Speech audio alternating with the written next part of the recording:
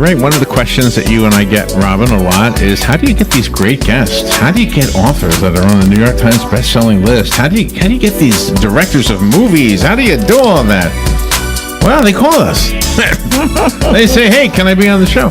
And you know what? We have one simple rule of thumb: if it's good, we want to speak to you, and that does not exclude people who are right here in our community. And we learned that a few times from a few different guests. One of them is Greg Didalesky. Hope I'm saying your name right. No, I did it wrong. I did it right. I don't know. I'll find out in a second. Didalesky. Didalesky. Oh, you take out the IDA? Okay. And Greg has been with us before. His wife Holly is in the studio. He's got a new book called The Strange Horizon. This is a really, I love this book because it's got lots of short stories. I love short stories and nothing I have to be embarrassed about telling Robin about. Oh gosh, you got to read this one. Don't wait, let me put some black lines through it or something. You are, let's see, it says here, you are a physician's assistant. You taught middle school science, and I know you as an author, so let me get your face on here. Where's your face? I got the cover of your book on here right now. And I'll push this button, and voila, there you are. You and Holly are. Good morning again. Good morning. Pronounce your last name again? Didalesky. Didalesky. You're you're missing a lot of letters there. S-K-I. When I used to teach, I had to put that on the board because students looked at that name, they just slaughtered it. So I put it phonetically. Yeah. What is that? What is the... Russian. Russian? Yeah. Okay. And have you ever been to Russia? No. I speak 2 swear words in Russian, that's all. Oh, really? That's it. Do you ever put them in your books? Words, Do you ever put them in your book? No. And good morning, Holly. I know you didn't want to speak, but good morning. Nice to see you. So tell me about the new book. Has this been in the works for a long time, The Strange Horizon? The short stories I've been writing for the last, 10 years, probably. And some of them have been published in different magazines throughout the United States over the years. And that's how I started off. I started off writing short stories and express, my feelings and, ideas I had, not enough for a novel type thing. So that's how this came about, just accumulated them, right between novels. I'd write a short story, like I'm writing a short story now I'm going to send out. That just keeps my mind occupied. What is the test? You write a story. What is the test to say, is it a story that stays in the drawer or is it a story I publish? What test does it have to pass? There is no test. I mean, when I write it, I plan to have somebody to read it, either my family. Does it have to be entertaining? Does it have to have a message? Some of them send messages. Oh, yeah. I've written some Christmas stories that have been won awards.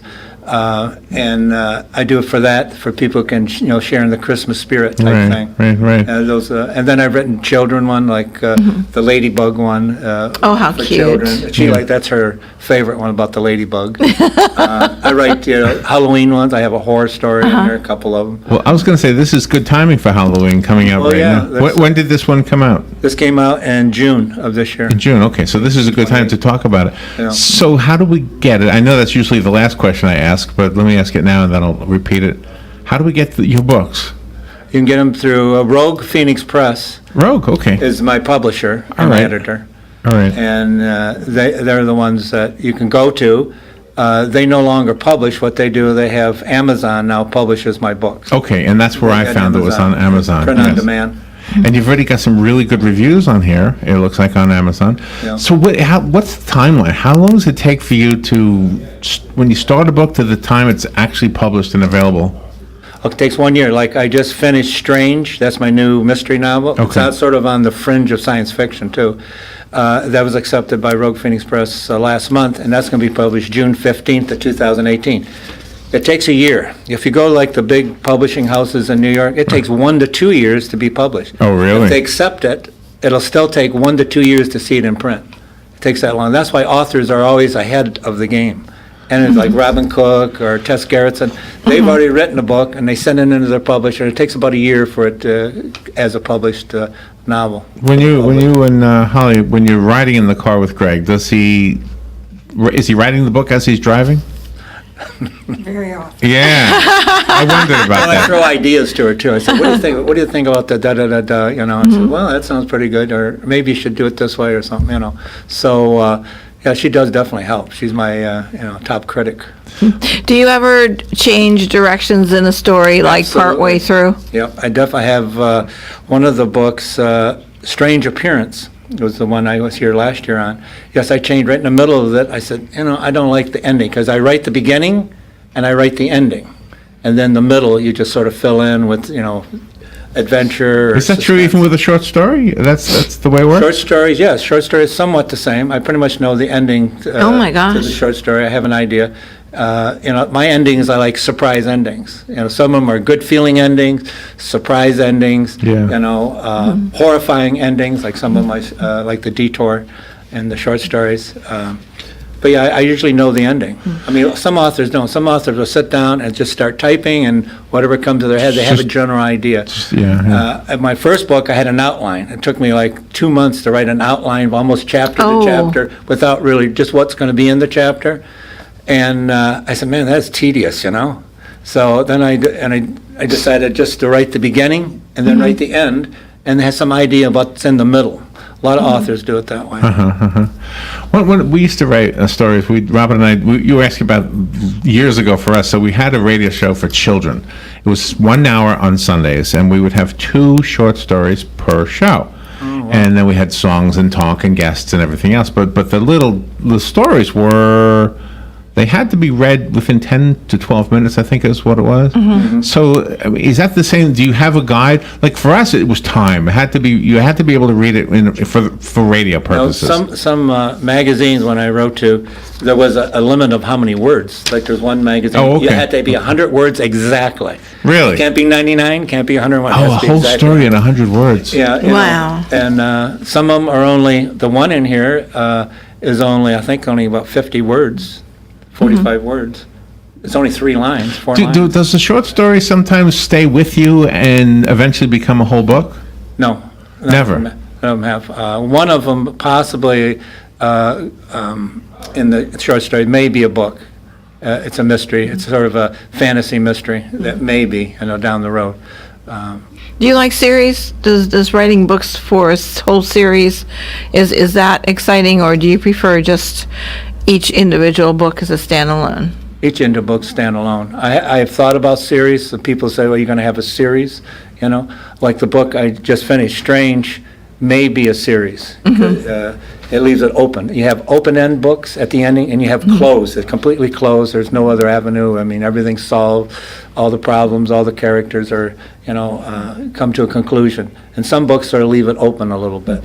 And do you like incorporating the different personalities in your characters from one story to the personality of the next story that you write, not necessarily the same character? But do you Sometimes find a some- yeah, personality you sometimes like? A lot of authors, they'll take a character and sort of, change it a little bit, but maybe the same type of character, same type of personality type thing. Greg Didalesky, is that right? Didalesky, sorry. Greg Didalesky is in the studio. If you're looking for him, don't spell it the way it sounds. Oh, yeah. It doesn't do that. We'll spell it in a second. But I found it on Amazon. If you're looking at the, let me put the cover back on. Right now you see Greg and Holly. Let me put the cover of the book back on here. If you're watching the video, this is the cover of the book. Here it is right here. It's called The Strange Horizon, Glimpses into the World of a Dreamer. I want to ask about that. It's a collage of short stories. So, are you the dreamer? I'm definitely the dreamer. I've always been the dreamer. And how does that work out? Pretty good. I mean, you got to be realistic too, You live in a dreaming world, world of dreams, and you live in a realistic world, They've never meshed. I mean, they never came together. They never do? Never collided, Oh, sometimes they do with people. They see their dream world is reality, and it's really nice you can keep them Keep separated. them separate. Yeah, sure. So tell me about some of the stories in The Strange Horizon. There was one in here, gosh, it was about, here it is right here. Jeff was passing a nasal gastric tube through a patient's nose. Keep swallowing, Mr. Jones. Is that you? You're a physician's assistant. That's right. Are you the guy who puts the tube in the nose? I have done that on occasion, sure. Oh my gosh, really? That's no big thing. It's no big thing for That's you. the first, well, yeah, for me. For the swallower, I mean, though. my first experience in medicine, I was an orderly at Art Center Hospital in Detroit, and I never was I was in a hospital visiting people, but I got the job as an orderly at nights. So I had a call saying, come up the room, on second floor, there's another orderly, Jeff, was there waiting for you. So I went up there, and the curtain was drawn, and so I opened the curtain, and here he is, looking at me. Yeah. And there's a dead body, completely nude, and he said, we got to put a shroud on this A shroud. Shroud is a covering to cover them up. It's Okay, usually a plastic got it, shroud. got it. And you take them down to the green And he room. needed help with that? We had to roll them, you had to put the shroud. One Oh. person can't do it. Oh, okay, okay. Two people usually put it. So you had to help put a dead body in a... Yeah, that was my first experience. And it really didn't bother me that much. A lot of people probably ran out screaming, "I'm never coming back to this." Yeah, that's a horrible thing. But no, and after that, that's where I went. I started teaching after that, got a degree in teaching, and then I heard about the physician's assistant program from a friend, and then here I am. So that story that I just read from, that's called Give 'Em Another Beer or something Yeah, like that? that's somewhat based on a true story. When I worked at a hospital in Detroit, I was a emergency room technician, that's what they call them back then. And there was this guy that came in, and sure enough, he was stabbed several times, and Detroit police came in, and they... Was he dead? No. No, okay, It's okay. superficial stab. Detroit Okay. police came in, I remember hearing, it's all curtains. There weren't separate rooms, so you could hear everything. Yeah. So the officer said, "Well, who stabbed you?" "I don't know. I was sleeping that night, and I rolled on my knife." You know, Oh, the yeah. officer- And the officer, "Okay, thank you. No complaints, on the press any charge." "No, I just rolled on it, And that's a true story. Oh, wow. And I based my short story on that. The Wow. ending was true. Wow, I'm not wow. going to tell the audience what the ending Oh, was. no. No, that's It's not a quite good a idea. surprise Yeah. ending, but I wasn't there for the ending, but I heard it the next day. So, How do you deal with writing about different cultures? different cultures. I really don't write about different cultures per se, just everyday life. My influences in life. Now, if other cultures come into being, Right. then I write, bring them into the book. But my cultures, that's a good question. I just write about the culture around it. Basically, all my books take place here in Ocala, as you know. So it's the culture of Ocala, I guess, the norms and mores and the people of Ocala.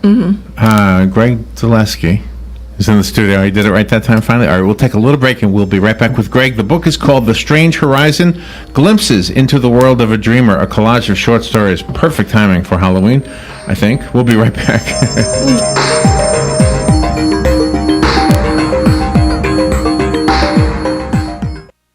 The weather is brought to you by myfwc.com. Safe boating is no accident. Sunshine mixed with clouds today. There can be a shower in spots near the coast this afternoon with a high of 87 to 91. Watch for strong rip currents, dangerous surf conditions, and some coastal flooding along the coast. Tonight, clear to partly cloudy, though 69 inland, 74 along the coast. Mostly sunny Tuesday, high 89 to 93. For Wednesday, mostly sunny and quite warm, high 90 to 94. From the Florida Weather Center, I'm meteorologist Joe Lundberg. What do I do now? After 911, don't worry, call Fakuri. Fakuri Medical and Chiropractic, treating auto injuries for over 32 years. Same-day appointments, immediate medical attention, all under one roof. Don't worry, call Fakuri. Go to bestinjurycare.com. All auto insurances are accepted. Available 24 hours a day, 7 days a week to take your call. Car accident? Don't worry, call Fakuri. bestinjurycare.com. Are you wasting hundreds or thousands of dollars on termite retreat fees? If you're not with Turner Pest Control, you probably are. Turner Pest Control offers the industry's only termite and pest control package that never charges retreat fees, ever. You can get started today for only $99. This is a value of $500 or more. This includes treatments, installation of monitoring stations, quarterly pest control, and a lifetime guarantee, all for an unbelievable low $99. Even if you have another pest control provider, visit turnerpest.com to find out how you can avoid paying those high termite retreat fees. Hey, Matt, I know Sunrise Automotive does auto stuff, but I need some tires for my truck. Can you recommend someone? Yes, I can. We do that. No, I mean, I need them installed and balanced and all that. Yep, we do that. Well, my son needed his windows tinted. Yep, we do that. I need my seat replaced. Yep, we do that too. I need a new roof line, a new spoiler, and a new Yep, truck. we can even do that too. Okay, I get it. I suppose you can also do a radio show too. Well, as a matter of fact, join me, Matt Gibbs from Sunrise Automotive, every Tuesday at 10 for auto repair with personal care right here on The Source.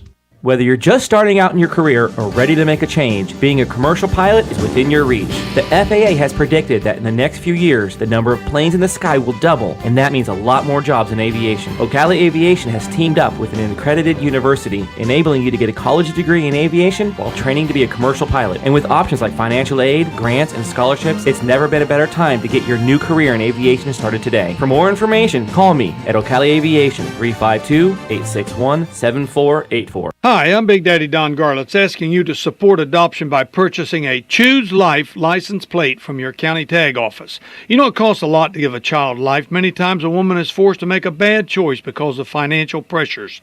Help save the lives of the unborn children by aiding women whom choose life instead of abortion. Take a stand for life. Purchase your Choose Life license plate today. For more information, go to chooselife.org or call 352-624-2854. All right, 20 minutes after 11 o'clock. Thank you for tuning in. Greg Didalesky is in the studio. His new book is called The Strange Horizon, Glimpses into the World of a Dreamer, a collage of short stories that take place in Ocala. Some of them do. Some of them take place in Ocala. All right, and you said you wanted to read one on the air? Yeah, I'll read one on the air. I wrote this quite a while ago. It's called A Celestial Message. It says, a radio telescope pointing toward the Milky Way receives a message. It is time for change. Dang, Adam shouts as he jumps up from his chair. What's the matter? Colton asks, rushing toward him. Listen to this. Adam switches the message to the room's speaker. It is time for change, echoes throughout the windowless room. We did it, Colton pumps his fist toward the ceiling. We made contact with an alien race in another galaxy. The message is in English. How can that be? They likely have been monitoring our communications airways. There's another answer. What's that? Asked Colton. We're speaking their language. Oh, my. Oh, my. That seems it has to be longer. Has to be a huge novel for that. Yeah, that is so intriguing. Maybe we are. And maybe we are. Yeah. A lot of my short stories are like that. A lot of them end sort of Like Twilight Zone-ish. That's like a Twilight Zone. Yeah. I probably dreamt that at night one time and woke up and wrote it So down. is it easier to write Twilight? I just use that as a genre. Twilight Zone-ish stories as That's opposed to correct. science fiction? Yeah, that's science fiction. But that would be considered science fiction. That would be considered science fiction. Okay. What about like futuristic science fiction or that kind of thing? I don't write, that would be like I say, The Flash, stuff like that. Oh, It's okay. Futuristic. Okay, and you stay away from that? I stay away from that. It's fantasy, science fiction. Where did you grow up?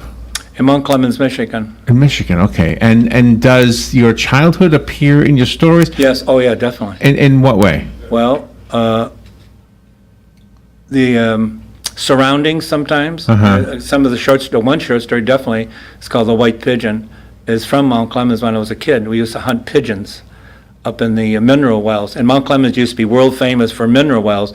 People from New York used to come and take baths in the mineral oil thinking it would cure them. This is the term. Those New Yorkers are so gullible. But they figured to cure the arthritis. The smell is like sulfur dioxide. You ever smell rotten eggs? That's yeah. It used to be when I was a kid. We got used to it, you know. But we used to hunt pigeons in these mineral wells, I guess. It's like a structure. The big beams are like 2 feet by 2 feet or 4 feet. And pigeons used to go up in these. It's enclosed, and the water would drip from the ground through these into a big vat. So you would shoot them with a gun? No. Oh, how did You put a flashlight, and we do this at night. Yeah. You put a flashlight in a pigeon's eyes, and they'll just stand. They'll freeze. Oh, okay. And you grab them? And you just reach out and grab them, put them in the bag. And then you eat them? No. What do you do with Back them? then, there were people had pigeon coops on their homes. I lived in You the city. sold them? Yes, people, and they had carrier pigeons. You know, during World War II, they had carrier pigeons. Yeah. This was back, way back when they used carrier pigeons, and housing carrier pigeon was a big hobby. A lot of people raised them. Oh, I remember Yeah. that, yeah. I had a friend who And they had have some. races, they put a little band on them and they send them off Yeah. to another place. They take 50 miles away and they release the pigeons, and the first one back to the home coop would win a prize, How do you know they're not going to go back to the sulfur Bug or mines? something. Pardon me? How do you know they're not going to go back to those sulfur mines you were talking about? Oh, no, when you homing, they're called homing pigeons. So Right. they're homed in on where they raise. The pigeons have a scent, just But like you pigeons. got them from where they were raised. How do you know they're not going to fly back there? We don't know. That's the some pigeons are never come back. They get lost. They see a cute chick somewhere down there. I'm going this way. That's right. And you had said 2 stories toward the end of the book Yeah, I was have 2 about your family, and you got permission from them. Oh, yeah. I mean, it's my brother Denny and my cousin Philip, called The Swimming Hole. That's a true story. And then the other one is about selling newspapers. That's a true story. And did they like embarrassing it? true story. You have to read it, though. If you want to see an embarrassment, I was only like, don't know, probably 8 or 9 years old. Yeah. The only embarrassing stories I tell are at least 50 years old. Everything that's embarrassing since then, I'm going to wait until I'm 90. Then I'll tell you. That's true. Well, since you write different genres of books, how do you know which genre you're going to write next, or is it a surprise? Idea comes to me. I really don't, say, well, tomorrow I'm going to write this, or tomorrow. It just comes to me, an idea. Or one of my friends will give me an idea, about the community we live. You should write about our community, and and I said, well, I may do that. Do you know what I saw yesterday for the first time in a long time? Love bugs. I haven't really? seen. Yeah, maybe you could write a story about love bugs. Love bugs. Yeah, no. Smash all over your windshield and scrape it off. Oh my God. So you're leaving quite a legacy for your family. I imagine, I'm not predicting your death or anything. I'm just saying that when somebody writes like that, and everybody who knows you can see you or themselves in the stories, that's better than a photo album, I think. Well, in some ways, a lot of people say, well, that character in one of your books, that sounds like so and so on. Yeah. And I said, well, yeah, somewhat. And in one of my books, I got permission from people we know to actually use their real names in that. Oh, They my. gave me Are you permission. There's no surprised? problem. Are you surprised by the reactions of readers? Sometimes, yeah. Yeah. Oh, yeah. Readers that don't know me, they know of me, and they Right. read it, but oh my God, I didn't know Because you- your work has been published overseas, and I mean, you've had some pretty good success as far as getting your work out there. Yeah, the thing about now, the internet is fantastic, because authors for Rogue Phoenix Press are all over the world, Australia, England, and Wow. and we all share our ideas, at times on our blog, and Rogue Phoenix Press blog. So yeah, it's a venue it's just tremendous. you don't- Before computers, it was word of mouth, it was TV. I mean, who could afford to put an Oh, advertising sure. TV? Yeah. So now it's just vast. So your book my book could be sold in Japan or China or wherever. And how did you come up with the idea for your cover? Actually, Holly helped me on that, on the different covers, on all my covers actually. And just you draw from the book. What is the book? How is this going to entice the reader Yeah. to look at the cover? Is very This must have been a important, hard one, though, because you have so many different things in here. Oh, yeah. Yeah, these are all the different things in this. These are depictions of the short stories. The Christmas tree is a short story, and Yeah. of course the stethoscope is, "I'll give me another beer." Right. Some residence talking. Of Yes. course, the white pigeon, and then With the the tube ladybug tenure. up there. You see, so that's how I did that. So how do we get the book again? I know I asked you earlier. Amazon.com. Just go to Amazon. And just put in The Strange Horizon, and you click it, and it'll have my name there. You click my name, and Okay. then you'll get all my books, and you can review it, and there's reviews on them and synopsis on each book, There you are. if you're yeah. interested. Are you ever afraid that you're going to start writing a story that's similar to one you've written before? No.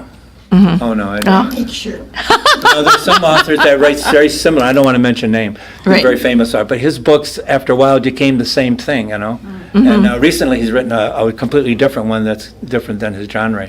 But, you can get caught into that, writing almost the same type of story. My stories are all completely different. Well, thank you for giving us the book and for inscribing it to us. We'll keep it among our treasured possessions. Robin keeps all that kind of stuff in one place. Thank you, Greg and Holly. Thank you Thank both you very for much. coming in here and sharing your story with us. Hopefully, a movie maker. I don't know if you want this or not, but I think some of those could be movies. I think so. I think John Travolta would be right in his hometown. That's Yeah. right, exactly. Stranger Parents That's an and, awesome idea. Yeah. That's a really Blindness. good. He could fit right here, right out of Ocala. Absolutely. You won't have to go far. I think so. Thank you again, Greg and Sure Holly. enough. Thank you. for I coming appreciate in. it. Call us if you need any of that repeated. Plus, I did record the interview, so you'll be able to share it with people who you want to share it with. All right, we'll take a little break. Fun with Joe in about 10 minutes. This is The Source, WOCA.